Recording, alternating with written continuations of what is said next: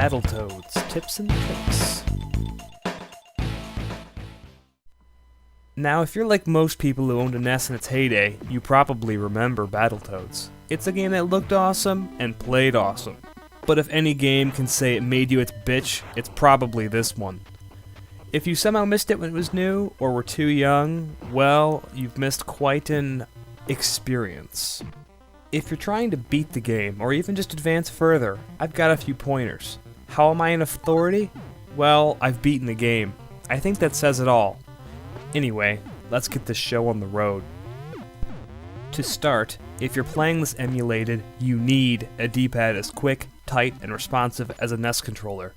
Even the slightest mushiness or other problems make the game that much harder. You can get away with a crappy D-pad in Kirby's Adventure, but not in Battletoads. In any case, I suggest playing on real hardware if possible. One other thing, if you didn't grow up in the 8 and 16-bit era, get very used to the control for dashing. That is, tapping the same direction twice and holding it. Being able to do this repeatedly and easily is absolutely key. Okay, when you start the game, I would advise holding down A and B before you hit start. You'll then begin with 2 extra lives. It's a cheat, but you won't win for quite a while anyway, and the extra lives will give you more practice. Remember to do this when you continue as well. Getting into gameplay. I'm not going to bother giving you a walkthrough of the game. It wouldn't help much anyway. Most of Battletoads needs to be internalized before you can win. It's kind of a zen thing. The first stage is easy. The most salient point, skip the warp. You do not want to skip past level 2. Second point, grab a dragon. The one-up before the boss is a bit easier to grab while riding it. That's about it. Level 2. The real goal of this level is to build up your one-up stock. If you're not a Battletoads veteran, you'll be very grateful for this on the next stage. Basically, what you do is repeatedly whack bird corpses around, and eventually you get a 1-up. You can only get a single 1-up per bird, and it's much easier when you grab the sword that falls after you've killed a hook-billed crow. In a single run, I've gotten as many as 8 lives on this stage. Level 3, the Turbo Tunnels. This is the stage. Everyone has had trouble here for a while. You'll need to replay this level a lot. Now, I could tell you the order of what happens, but it won't really help. You need to have this stage stuck in your head and the timing down pat. It will take a lot of tries, but you'll get it. A couple points. Ride forward a little bit, don't hold to the very back. If you notice your timing is a bit off on something, you can hold back to give yourself an extra split second. This is especially helpful when doing the jumps, as you can move forward or back to adjust for an incorrect timed jump. Also, when you reach the platforms you have to manually jump on, be sure to be low on them, as if you're at the top, you'll miss the landing.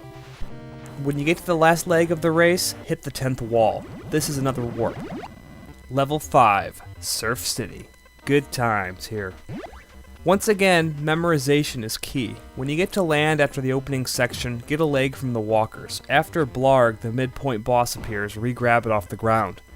The key here is to whack him into a corner. You can then hit him, wait for him to land again, then swing again. Repeat it until he's dead.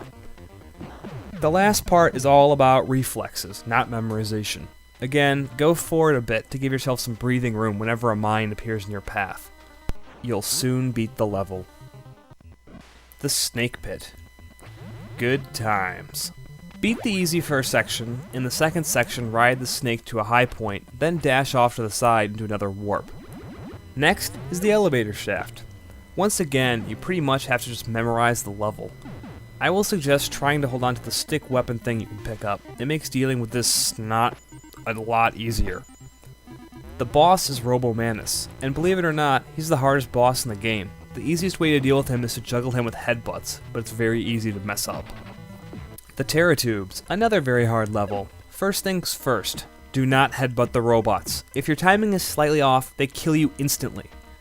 When swimming, one handy tip to keep in mind. If you keep hitting the B button, you'll stand in place punching. It makes hitting enemies easier and makes it much easier to not get flattened by the underwater gear sections. Finally, one important tip. In the last section, stand against this wall and punch away. Hopefully you can kill the shark without taking a hit. Otherwise, you have to dodge him and smack away while avoiding spikes and blowfish. It sucks. The Rat Race. In the race portions of this, keep in mind you can pick a faster route, but the rat is faster than you. Master falling quickly to win. Also, apparently it's possible to kill him after a victory while he's falling upside down and skip the rest of the level, but it's pretty hard to do it. On the last section, as he is running to catch up to you, try headbutting him as he nears your area. Headbutt him forward, so he bounces off the wall and back the way he came. Keep doing this until the final falling section. Oh yeah, and there's an electrical grid over this point, which can make you lose the race. It's the cheapest, lamest, lowest, dirtiest, scummiest part of the entire game. The boss is easy. Hit him in the back. Eventually he goes fast. Hit him in the back. Then he flies up in the air. Hide below him. And as he returns from the center, he misses you. Repeat. The Clinger Wingers. This stage is easy if you remember one tip. Pause as close to the exact instance of each change in direction.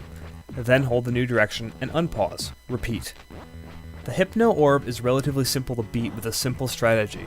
Headbutt it into a corner, then run up and punch it while it is falling until you pick it up again. Move back, toss and headbutt it after it bounces. Repeat until it is dead. Okay, the final stage. Again, you just need to know this level. It's very tough. I really can't give much specific advice here. It's more like you have to just etch the level into your very soul to win. Good luck. I guess that isn't too helpful, but I hope the rest was. Just remember to keep trying and don't make it work. The game, as hard as it is still fun with the right mindset. Don't forget that, and remember, stay mad, bad, and crazy.